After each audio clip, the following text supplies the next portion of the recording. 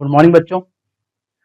आज हम fighter batch की शुरुआत कर रहे हैं और फाइटर बैच में जूलॉजी में सबसे पहला जो हम टॉपिक आज स्टार्ट करने वाले हैं वो है ह्यूमन फिजियोलॉजी। ह्यूमन फिजियोलॉजी में पहला जो हमारा चैप्टर है वो है breathing and exchange of gases, जहां से हम आज शुरुआत करेंगे। तो पहला चैप्टर हम देखने वाले हैं आज, breathing and exchange of gases. श्वसन तंत्र।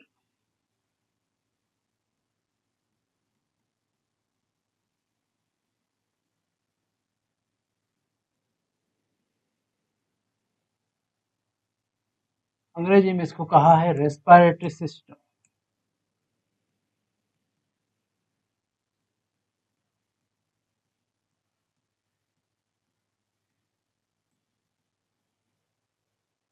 श्वसन तंत्र, रेस्पिरेटरी सिस्टम।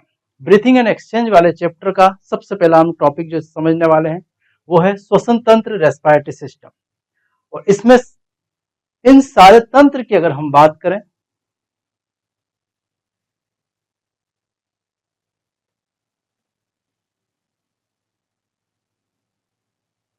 इन सारे तंत्र की अगर हम बात करें तो ये जो तंत्र है सारे, ये सारे तंत्र आपस में जुड़े हुए हैं, क्योंकि मानव कार्यकी में सारे तंत्र आपस में जुड़े हुए हैं। पाचन तंत्र, श्वसन तंत्र या ब्रीथिंग एंड एक्सचेंज, रक्त संचरण तंत्र, इसके अलावा उत्सर्जी तंत्र, तंत्रिका तंत्र और अंतःस्रावी तंत्र, मूवमेंट्स एंड लोकोमोशन वाला, गति वाला और पेशी वाला, ये सारे के सारे तंत्र आपस में जुड़े हुए हैं यहाँ पर। तो हम उन सारे तंत्रों में से एक तंत्र की आज चर्चा करने वाले हैं, वो कौन सा है? श्वसन तंत्र, रेस्पिरेटरी सिस्टम। श्वसन तंत्र की अगर हम बात करें तो यहां पर सारा का सारा जो खेल चल रहा है वो खेल चल रहा है कोशिका के अंदर। ये समझो, ये यहां पर कोशिका है और इस कोशिका को दो पदार्थ की आवश्यकता है। एक पदार्थ इसको चाहिए ऑक्सीजन और दूसरा पदार्थ इसको चाहिए ग्लूकोज या कार्बोहाइड्रेट। और इन दोनों पदार्थ की सहायता से ये कोशिका श्वसन की प्रक्रिया द्वारा उत्पन्न करती है ऊर्जा तथा मुक्त होती है कार्बन डाइऑक्साइड। और इस पूरी घटना को हम नाम देते हैं श्वसन। और यह श्वसन की घटना किस में घटती है? कोशिका में। तो कोशिका को दो पदार्थ की आवश्यकता है बच्चों। कौन कौन से पदार्थ चाहिए उसको? ऑक्सीजन और ग्लूकोज। और इन दोनों से ये कोशिका क्या मुक्त करेगी? ऊर्जा। और हमारे शरीर में चलने वाली सारी क्रियाएं किसके द्वारा हो रही है? ऊर्जा के द्वारा। तो ऊर्जा के द्वारा हमारे शरीर में सारी क्रियाएं हो रही है और साथ ही साथ एक गैस मुक्त होती है, कार्बन डाइऑक्साइड, और एक गैस ली जाती है, ऑक्सीजन। और इस ऑक्सीजन को शरीर के अंदर लेना और इस कार्बन डाइऑक्साइड को शरीर से कहां निकालना? बाहर। इस पूरी प्रक्रिया को हम नाम देते हैं ब्रीथिंग या श्वसन। तो अगली हेडिंग है हमारी श्वसन। अंग्रेजी में इसको कहा है ब्रीथिंग।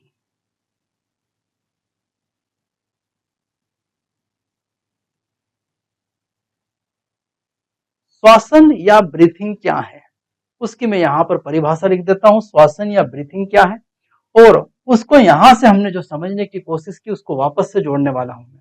तो यहां परिभाषा लिख रहा हूं मैं कि श्वसन क्या है।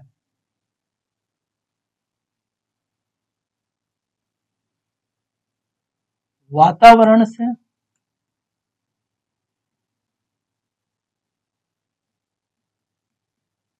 O2 को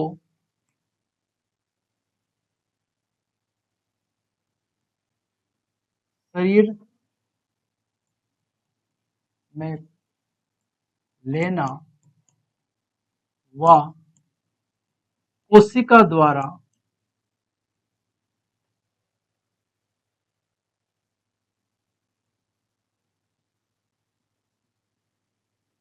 CO2 को कोशिका द्वारा उत्पन्न CO2 को शरीर से बाहर निकालना।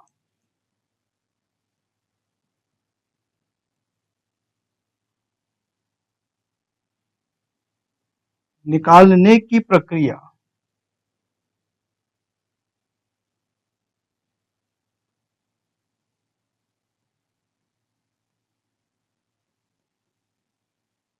क्या कहलाता है? श्वसन।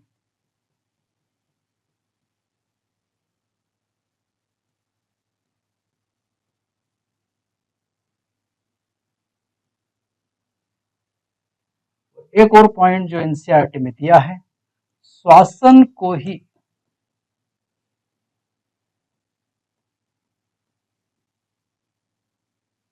सामान्यतः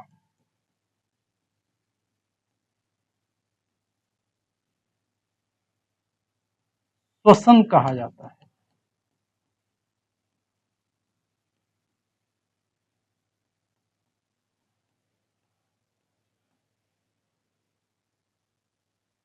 बाउंड्री खींच देते हैं यहां पर हम।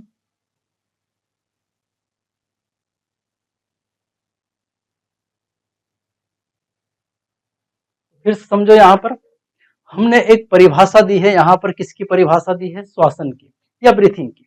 वातावरण से हम कौन सी गैस लेते हैं? ऑक्सीजन। ऑक्सीजन को शरीर के अंदर पहुंचाने के लिए वो ऑक्सीजन कहां से आती है? वातावरण से। उसको कहां लेते हैं? शरीर के अंदर। और कोशिकाएं क्या उत्पन्न करती है श्वसन के द्वारा? Carbon dioxide. इस कार्बन डाइऑक्साइड को कहां फेंकना है? शरीर से बाहर। शरीर से बाहर CO2 को निकालना है और शरीर के अंदर किसको लेना है? ऑक्सीजन को। और इस ऑक्सीजन O2 और CO2 के आदान प्रदान को ही हम क्या नाम देते हैं? श्वसन या ब्रीथिंग। क्या कहा गया है? श्वसन या ब्रीथिंग। और सामान्यतः श्वसन को ही क्या नाम दे दिया है? श्वसन, रेस्पिरेशन। वैसे श्वसन या रेस्पिरेशन ये घटना है, O2 और ग्लूकोज की सहायता से कोशिका ऊर्जा व कार्बन डाइऑक्साइड क्या करती है? मुक्त। और इस घटना को हम क्या नाम देते हैं? श्वसन। लेकिन यहां पर श्वसन को ही क्या नाम दिया है? श्वसन। तो श्वसन को ही सामान्यतः हम क्या बोल देते हैं? श्वसन।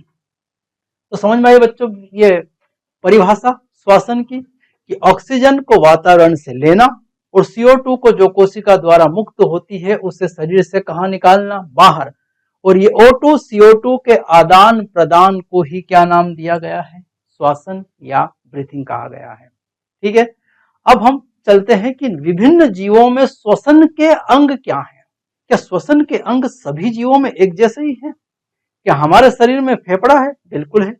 तो क्या सभी जीवों में फेफड़ा उपस्थित है? ऐसा नहीं है। जीव निम्न से लगाकर कहां तक पहुंचे हैं? उच्च तक। निम्न जीव और उच्च जीव की बात करें तो मनुष्य, और सबसे निम्न जीव की बात करें तो पोरीफेरा। तो पोरीफेरा जीव से लगाकर मनुष्य तक क्या सभी जीवों में श्वसन के अंग एक समान है? नहीं, ऐसा नहीं है। सभी जीवों में श्वसन के अंग क्या है? अलग अलग। क्योंकि जैसे जैसे जीव सरल से क्या होता गया? जटिल, उनमें श्वसन के अंग क्या होते गए हैं? परिवर्तित। तो अब हम अगला टॉपिक जो देखेंगे यहां, श्वसन के अंग। अगला हमारा टॉपिक है श्वसन के अंग। हेडिंग डाल देते हैं श्वसन के अंग।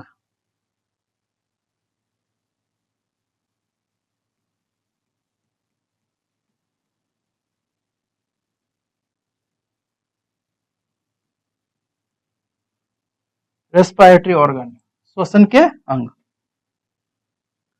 सबसे पहले हम देख रहे हैं जीव, जिसके अंदर श्वसन का अंग देख रहे हैं।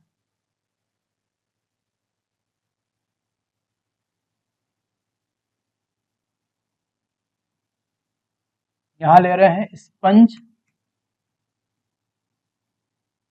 दूसरा है सिलेंटरेट,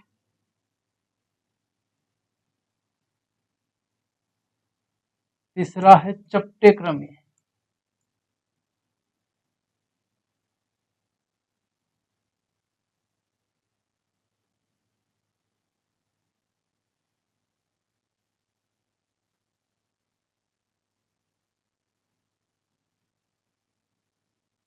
विसरण द्वारा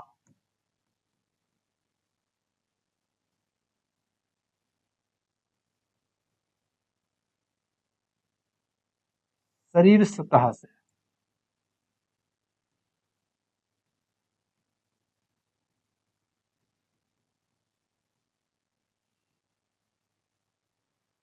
समझ लेते हैं। सबसे पहले श्वसन के अंग में हम चल रहे हैं। सबसे पहले निम्न जीवों की तरफ चल रहे हैं। निम्न जीव कौन है? स्पंज। संग आता है पोरीफेरा। पोरीफेरा संग में स्पंज रखा है। दूसरा है हमारे पास सिलेंड्रेटा। सिलेंड्रेटा संग सिलेंड्रेटा का है। और तीसरा संघ है हमारे चपटे क्रमी वाला प्लेटीहेलमिन्थिस और निमेटहेलमिन्थिस। तो यहाँ 4 संघों का एक साथ विवरण है। स्पंज पोरीफेरा संघ का, सिलेंड्रेटा संघ का, और चपटे क्रमी जो आते हैं वो है प्लेटीहेलमिन्थिस और निमेटहेलमिन्थिस। इस तरह से 4 संघ के जीवों को हमने यहाँ श्वसन के अंग के रूप में बताया है। वैसे तो हम वर्गीकरण में वहां जानते हैं, लेकिन यहां मैं बता दूं कि ये जो स्पंज है, इस स्पंज में केवल कोशिका उपस्थित है, ऊतक इसमें क्या है? अनुपस्थित। कोशिकाओं का गुच्छा है स्पंज, ऊतक इसमें क्या है? अनुपस्थित। सबसे निम्न जीव है, इनमें कोशिकाओं का केवल क्या मिलता है? समूह, गुच्छा। सिलेंड्रेट में अगर देखें तो इनमें ऊतक उपस्थित हो गया है, लेकिन अंग इनमें भी क्या है? अनुपस्थित। अंग नहीं है इनमें, केवल ऊतक आए हैं। और थोड़ा विकास देखें तो चपटे क्रमी में अंग तो आ गया है, एक ही अंग आया है, लेकिन अंग तंत्र इनमें भी क्या है? अनुपस्थित। तो ये ऐसे जीव हैं जिनमें अभी तक अंग नहीं आया है। तो क्या श्वसन का कोई अंग उपस्थित हो सकता है? नहीं, इसमें केवल एक अंग आया है, उत्सर्जी अंग, चपटे क्रमी में। तो जब इनमें अंग ही अनुपस्थित है, तो सीधी सी बात करें, यदि हम अंग ही अगर इनमें अनुपस्थित है, तो क्या श्वसन का अंग उपस्थित होगा? नहीं। इसी कारण इन जीवों में श्वसन किसके द्वारा हो रहा है? विसरण विधि द्वारा शरीर की सतह से गैसों का क्या होता है? आदान प्रदान। जैसे मान लो ये इनका शरीर है, तो शरीर की सतह से गैसों का क्या होने वाला है? आदान प्रदान। सामान्यतः ऑक्सीजन जाएगी अंदर और कार्बन डाइऑक्साइड आएगी बाहर। O2 CO2 का आदान प्रदान किससे होगा? शरीर की सतह से। किस प्रक्रिया द्वारा होगा? तो उस प्रक्रिया का नाम क्या है? विसरण। विसरण प्रक्रिया द्वारा गैसों का क्या होने वाला है? आदान प्रदान। तो ये किसमें होगा? ये होगा स्पंज, सिलेंट्रेटा, चपटे क्रमी। समझ में आ गई बात यहां तक? अब थोड़ा सा आगे अगला और हम देखते हैं जीवों को।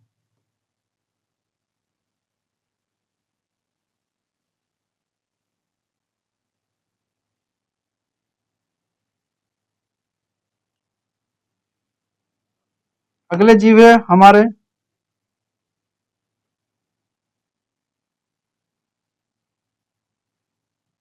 केचुआ।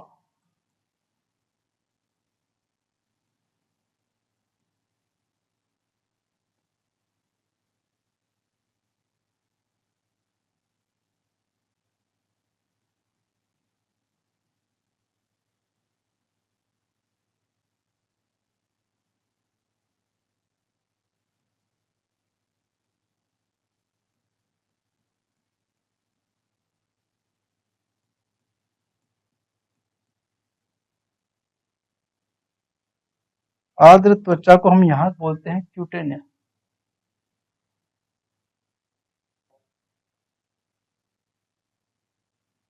क्यूटिकल।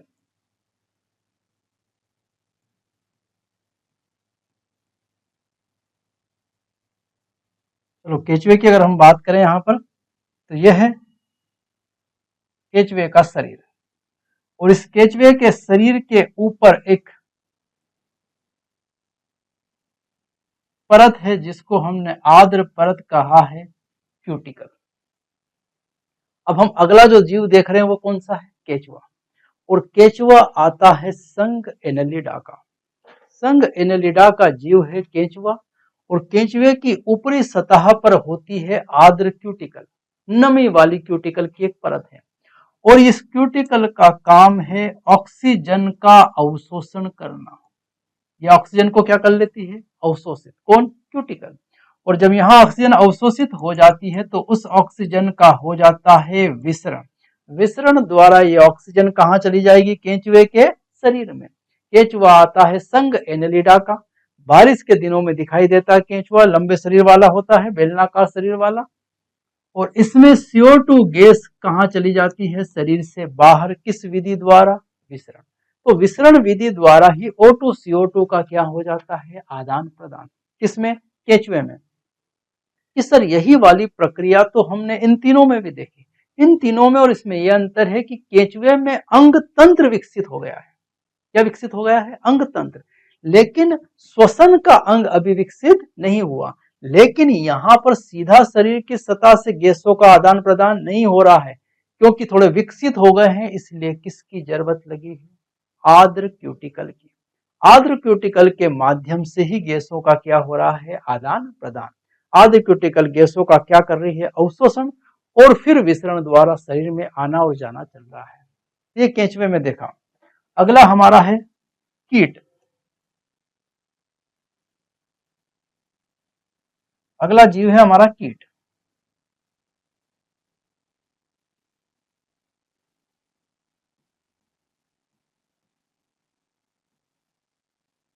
कीट में बात करें तो यहाँ श्वास नली, या उसी को हम कहते हैं अंग्रेजी में ट्रेकिया।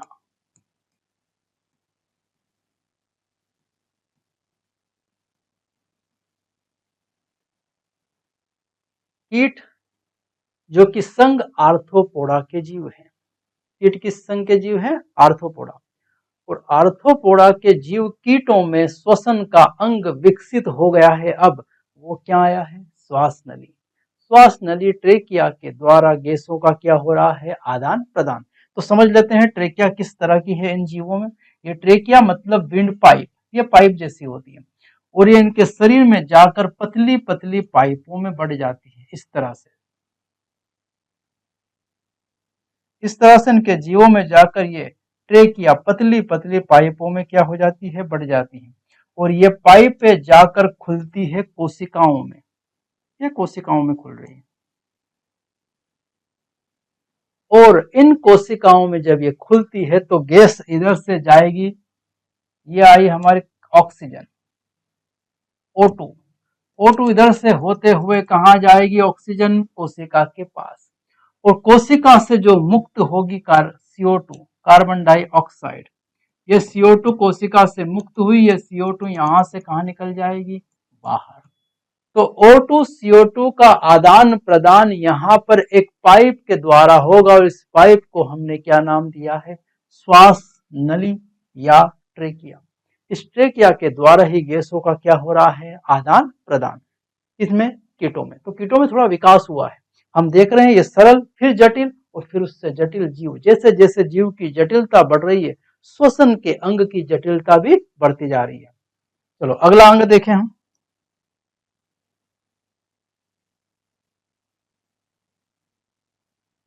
जितनी बातें मैं यहां से पढ़ा रहा हूं वो सारे के सारी चीजें आपको फिर एनसीईआरटी में वही लाइन टू लाइन में आपको वहां एनसीईआरटी में भी दिखाऊंगा कि क्या क्या लिखा है एनसीईआरटी में, क्या क्या बताया एनसीईआरटी में।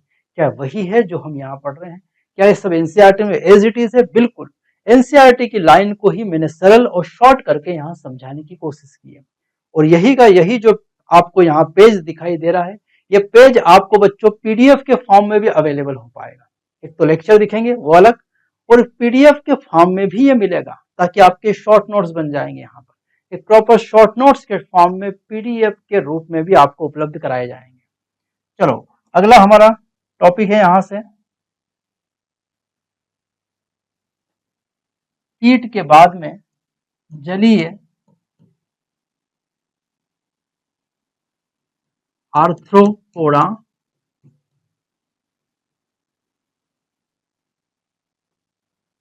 व मोलास्का।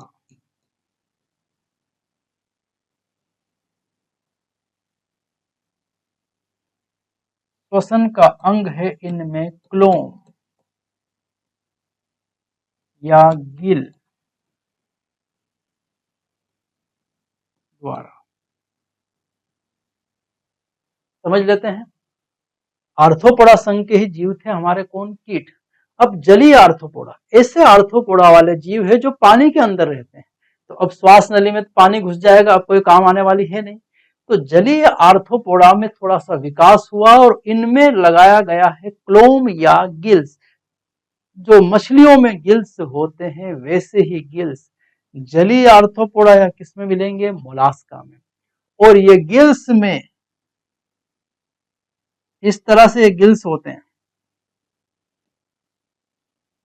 और इन गिल्स के सामने से बहता है इस तरह से पानी। इन गिल्स से पानी बहता है और वाटर में ही, जल में ही घुलनशील क्या होती है, ऑक्सीजन। और इस ऑक्सीजन का अवशोषण हो जाता है यहां गिल्स के द्वारा। गिल्स कौन सी गैस को ले लेगा, ऑक्सीजन को। ये ऑक्सीजन गिल्स में आ गई और गिल्स में उपस्थित है कार्बन डाइऑक्साइड, क्योंकि रक्त से जुड़े हुए हैं गिल्स। और इनमें कौन सी गैस है, कार्बन डाइऑक्साइड। और वो कार्बन डाइऑक्साइड को यहाँ पानी में छोड़ दिया जाता है। तो O2 CO2 का यहां से क्या हो जाएगा, आदान प्रदान। किसके द्वारा आदान प्रदान होगा, क्लोम या गिल्स के द्वारा। गिल्स जल में घुलनशील ऑक्सीजन को अवशोषित कर लेंगे और उनके पास उपस्थित कार्बन डाइऑक्साइड को जल में छोड़ देंगे। इस प्रकार O2 CO2 का आदान प्रदान कौन करेंगे, जलीय आर्थ्रोपोडा व मोलास्का किसके द्वारा, क्लोम या गिल्स के द्वारा।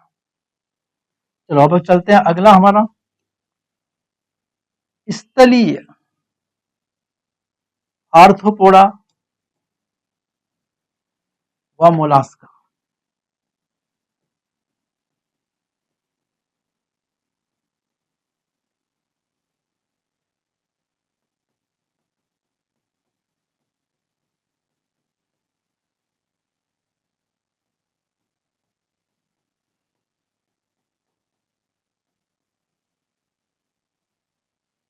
इनमें अगर देखें, इनमें होगा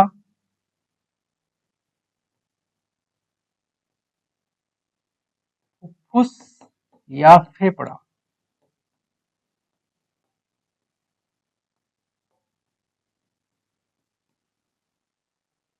तो इनमें तो अब थोड़ा विकास नजर आ रहा है, क्योंकि हमारा भी श्वसन का अंग फेफड़ा है, इनका भी श्वसन का अंग क्या मिला आपको, फेफड़ा। तो स्थलीय आर्थ्रोपोडा व मोलास्का की अगर हम बात करें तो उन जीवों में श्वसन का अंग क्या मिलेगा, फुफ्फुस या फेफड़े द्वारा इनमें क्या होने वाला है, श्वसन। तो श्वसन जो है फुफ्फुस या फेफड़े द्वारा किसमें होने वाला है, स्थलीय आर्थ्रोपोडा व मोलास्का में। तो फुफ्फुस या फेफड़े द्वारा यहाँ होने वाला है। और फेफड़े को हम बहुत डिटेल में आगे पढ़ने वाले हैं, इसलिए मैं यहाँ कुछ बता नहीं रहा हूँ कैसे होगा। वो वही होगा जैसा हमारे अंदर होता है।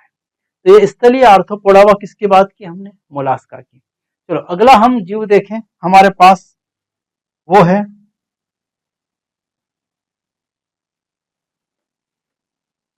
मछली।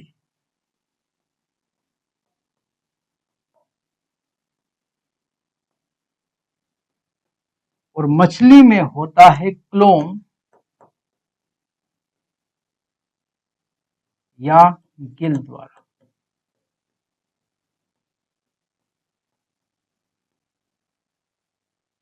मछली में जो हमारे पास श्वसन का अंग मिला है वो कौन है, गिल या क्लोम। तो हम जानते ही है मछली जल की रानी है और जीवन उसका पानी है। तो मछली जो है वो जल में ही उपस्थित होती है, इसीलिए उसमें श्वसन का अंग अभी अभी जो बताया मैंने, किसमें, जलीय आर्थ्रोपोडा और मोलास्का। वैसे ही मछली में भी श्वसन का अंग क्या होगा, क्लोम या गिल द्वारा इनमें क्या होने वाला है, श्वसन। तो क्लोम या गिल द्वारा श्वसन किसमें होने वाला है, मछलियों में। तो मछलियों में भी श्वसन किसके द्वारा होगा, क्लोम या गिल द्वारा। तो ये मछली हो गई। चलो आगे चलें, यदि हम अगला हम श्वसन का अंग देखने वाले हैं, उभयचर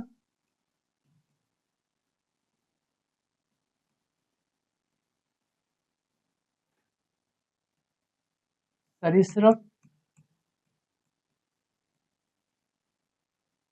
पक्षी व स्तनधारी।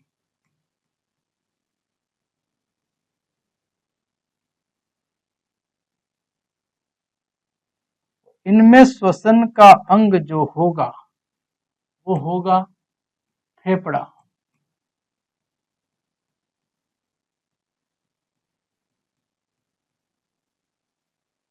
कौन कौन से जीव है हमारे पास? उभयचर। उभयचर में आती है मेंढक, जल में भी रह सकती है और थल में भी रह सकती है, इसलिए उभयचर। सरीसृप में हम जानते हैं सांप, छिपकली, मगरमच्छ, डायनासोर, ये सब कहाँ आते हैं? सरीसृप में। पक्षी आप जानते ही हो, पंछियों में सारे, मैना, तोता, कबूतर। और स्तनधारी, स्तनधारी में दो लोग, गधा और मनुष्य। गधे और मनुष्य को साथ साथ ही ले रहे हैं, ज्यादा भेद भी नहीं है। तो मनुष्य और गधा कहाँ रखा गया है? स्तनधारी में। और इन सब में श्वसन का अंग अगर हम देखें तो क्या मिलता हमको? फेफड़ा। फेफड़े की संरचना जो हम मनुष्य में देखेंगे अभी बहुत विस्तृत से पढ़ने वाले हैं, और वही सभी जीवों में, इसलिए ज्यादा अभी हम यहाँ डिटेल में जा नहीं रहे हैं, क्योंकि अब डिटेल इस चैप्टर में पूरा फेफड़ा ही पढ़ना है हमको। तो उभयचर, सरीसृप, पक्षी व स्तनधारी में श्वसन का अंग जो मिला हमको वो क्या मिला है? फेफड़े द्वारा। ठीक है। एक आखिरी और हम देख लेते हैं यहां पर मेंढक। मेंढक को एक अलग से बताया है यहां।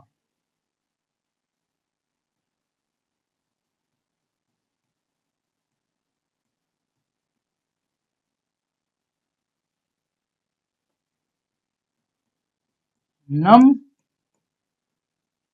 त्वचा द्वारा भी श्वसन, जिसे हम कहते हैं त्वचीय श्वसन,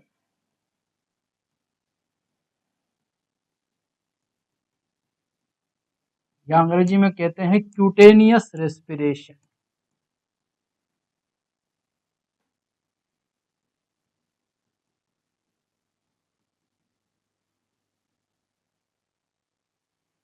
त्वचीय श्वसन या उसी को नाम दिया है क्यूटेनियस रेस्पिरेशन। मेंढक जो है वो दो जगह रह सकती है, जल में भी रह सकती है और थल पर भी रह सकती है, पानी में भी रह सकती है और जमीन पर भी रह सकती है। तो जब वो जमीन पर, जमीन के अंदर ठंड के दिनों में चली जाती है तब वो श्वसन करती है, किससे? त्वचा से। त्वचा से भी श्वसन कर सकती है मेंढक, फेफड़े से भी श्वसन कर सकती है और गिल्स से भी मेंढक श्वसन कर सकती है। और बक्कल श्वसन सबसे ज्यादा होता है, जो कि उसके अंदर बक्कल भी होता है, त्वचा द्वारा भी श्वसन होता है, और यहाँ पर फेफड़े द्वारा भी मेंढक में श्वसन होता है। तो मेंढक में नम त्वचा द्वारा श्वसन होता है, इसीलिए इस श्वसन को हमने स्पेशल केस को क्या नाम दिया है? Cutaneous respiration. मेंढक में दो तीन तरह से श्वसन हो सकता है, बक्कल, फेफड़े द्वारा, क्यूटेनियस है, गिल्स द्वारा, इन सब से श्वसन करता है मेंढक। तो क्यूटेनियस रेस्पिरेशन भी मेंढक के अंदर होता है। एक एनसीईआरटी में विशेष पॉइंट दिया है,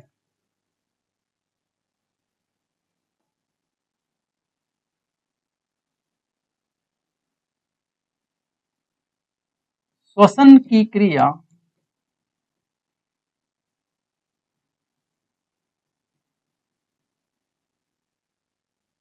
जीवों के निवास व संगठन के अनुसार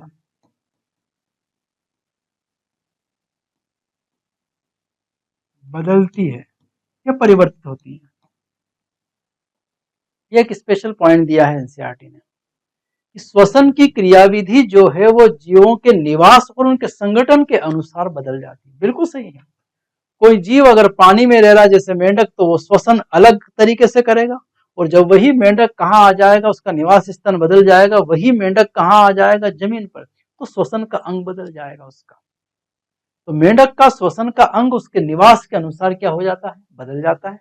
और जीवों के संगठन के आधार पर भी बदल जाता है, किस तरह का जीव है, एक कोशी के जीव है कि बहुकोशी के जीव है, स्पंज पोरीफेरा वाला है कि मनुष्य है, सब में श्वसन की क्रियाविधि क्या हो जाती है, परिवर्तित हो जाती है।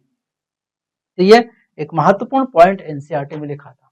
तो ये तो हमने सारे अभी जो पढ़े हैं वो क्या देखे हैं, श्वसन के अंग। अब हमारा अगला टॉपिक होगा श्वसन की क्रियाविधि या मनुष्य में श्वसन तंत्र। मनुष्य में क्या पढ़ने वाले हैं, श्वसन तंत्र, अगला हमारा टॉपिक है।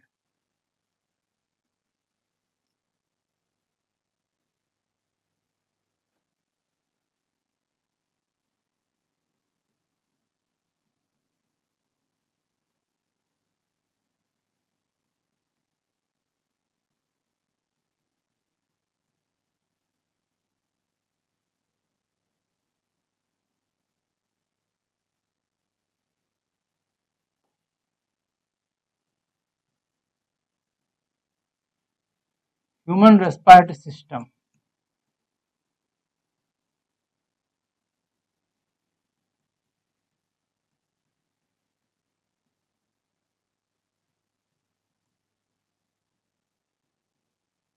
अब हम किसमें देख रहे हैं श्वसन तंत्र, मनुष्य में।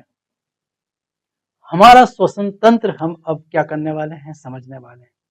और हमारे श्वसन तंत्र में दो महत्वपूर्ण भूमिका निभाने वाली दो महत्वपूर्ण संरचनाएं इसमें भूमिका निभाती है। एक है हमारी विंड पाइप, श्वास नली, और दूसरा है हमारा लंग्स या फेफड़ा। ये दो संरचनाएं हैं, श्वास नली और फेफड़ा।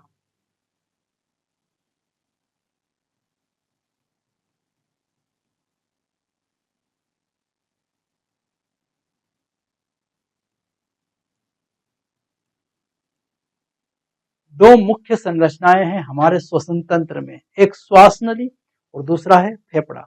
और इन दोनों से ही मिलकर हमारा क्या बना है, मनुष्य का श्वसन तंत्र। उसको समझने के लिए हम चलने वाले हैं एक एनसीईआरटी के दिए हुए श्वसन तंत्र का, मनुष्य के श्वसन तंत्र का चित्र, और उस चित्र के माध्यम से हम समझेंगे मनुष्य के श्वसन तंत्र को। तो अब हम चलने वाले हैं उस चित्र की तरफ। यह है एनसीईआरटी का दिया हुआ डायग्राम, जो कि श्वसन तंत्र का चित्र है। इसी के माध्यम से हम समझेंगे श्वसन तंत्र को। इस डायग्राम को भी हमको समझना था यहाँ पर, और क्योंकि एनसीईआरटी का डायग्राम है, और जितने भी एनसीईआरटी के डायग्राम है वो बहुत महत्वपूर्ण है। एनसीईआरटी के डायग्राम को एग्जामिनर सीधा सीधा पूछता है, इसलिए इस डायग्राम को भी हम यहाँ पर डिस्कस करेंगे अभी। चलो अब यहाँ से चलते हैं। तो मनुष्य के श्वसन तंत्र में अगर हम शुरुआत करें यहाँ पर, तो हमारे शरीर में जैसे ही हम श्वास को लेते हैं, नासा द्वार से, नासा मार्ग से होती हुई वो नासा गुहा में प्रवेश करती है, जिसका डायग्राम मैं कल बताऊंगा, अगले लेक्चर में बताऊंगा आपको।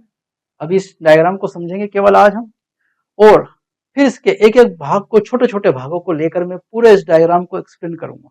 अभी क्योंकि मैं चित्र के माध्यम से आपको एक भूमिका तैयार कर रहा हूं, कल फिर हम इसको एक एक करके पॉइंट टू पॉइंट चलते चलते इसमें अगले लेक्चर में हम पॉइंट टू पॉइंट इसको डिस्कस करेंगे। तो नासा द्वार से, नासा मार्ग से होते हुए वायु जाएगी नासा गुहा में, और नासा गुहा जो आंतरिक नासा द्वार से खुलती है ग्रसनी में, फेरिंग्स में।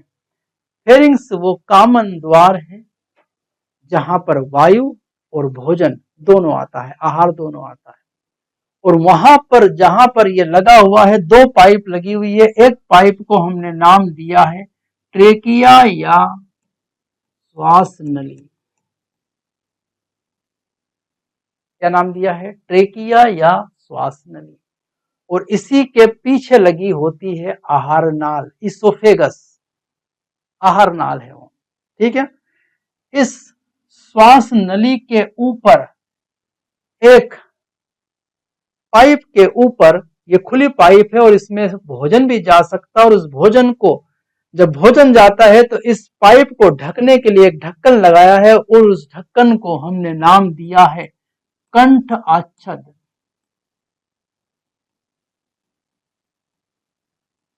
उस ढक्कन को क्या नाम दिया है, कंठ आच्छद। और ये जो पाइप है, इस पाइप को हमने नाम दिया है कंठ या लेरिंग्स। इस वाले भाग को हमने क्या नाम दिया है, कंठ या लेरिंग्स। ये वो भाग है जहां से आवाज निकल रही है। ध्वनि बॉक्स भी कहा जाता है, ध्वनि पेटी का भी कहा जाता है, क्योंकि यहीं से हम सारी आवाज निकालते हैं कंठ से। और इसी पाइप के ऊपर क्या लगा हुआ है, ढक्कन, जिसे क्या नाम दिया है, कंठ आच्छद। ये ढक्कन है, ये सब कार्टिलेज के बने, उपास्थि के बने हुए हैं। और ये पूरी पाइप को हमने क्या नाम दिया है, श्वास नली। यहां तक इसमें एक पाइप थोड़ी सी क्या हो सकती है, फोल्ड हो सकती है, इसलिए इसको कड़क बनाए रखने के लिए, स्टिक बनाए रखने के लिए इसमें ये अपूर्ण वलय है। ये यहां पर क्या है, अपूर्ण वलय, जो कि बनी हुई है किसकी, उपास्थि। उपास्थि की ये क्या है, अपूर्ण वलय, सी आकार की क्या होती है, अपूर्ण वलय। इसके बाद ये जो श्वास नली है ये दो भागों में बढ़ जाती, जिसको ब्रोंकस या श्वसनी कहा जाता है। क्या नाम दिया है, ब्रोंकस या श्वसनी, दो भागों में बढ़ गई। फिर इसके बाद में और ये बढ़ती है, जैसे शरीर, एक हाथ निकला, ये प्राइमरी, ये हाथ निकला सेकेंडरी, और ये हाथ में से उंगली निकली टर्सरी। ऐसे ही ये शाखाओं में बढ़ रही है। ये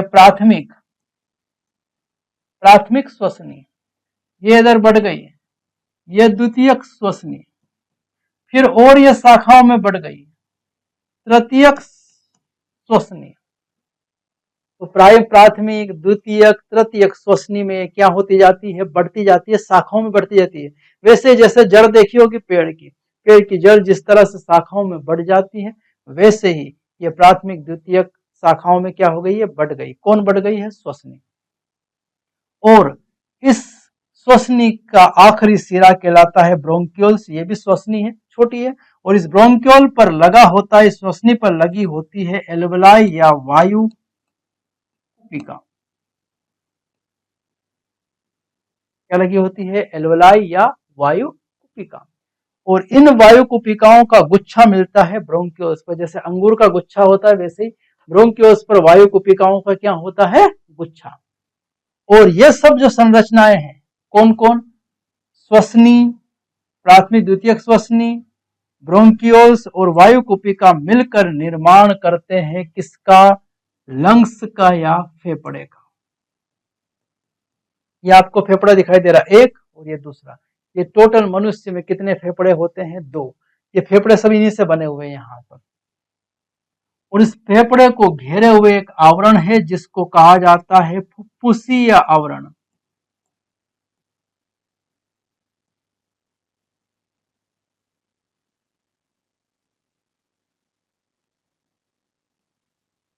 फुफ्फुसीय आवरण झिल्ली है ये, प्लूरल मेम्ब्रेन या फुफ्फुसीय आवरण झिल्ली। और ये दो झिल्लियां हैं, कितनी झिल्लियां हैं यहाँ पर, दो। देखो बाहर की तरफ, अंदर की तरफ। और पीले रंग का एक द्रव भरा हुआ है, इस द्रव को कहा जाता है प्लूरल द्रव, फुफ्फुसावरणी द्रव। फुफ्फुसावरणी द्रव या प्लूरल फ्लूइड कहा जाता है। यह घर्षण को रोकता है, क्योंकि फेफड़ा लगातार संकुचित और शिथिल, फैलता सिकुड़ता है।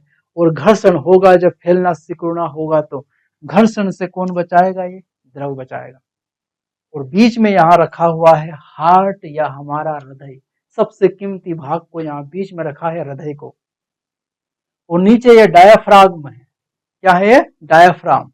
और ये जो डायाफ्राम है नीचे वाला,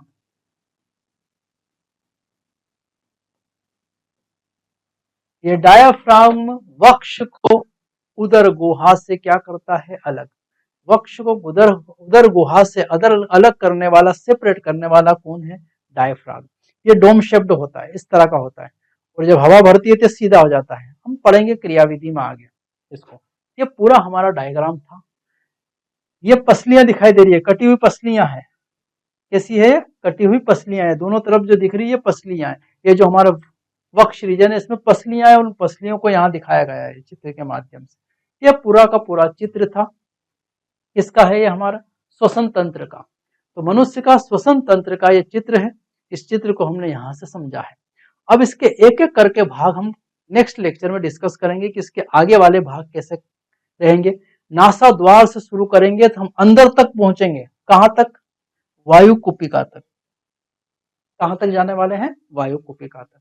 ठीक है, तो वो अगले लेक्चर में हम इसमें डिस्कस करेंगे। धन्यवाद सभी को। Thank you to all.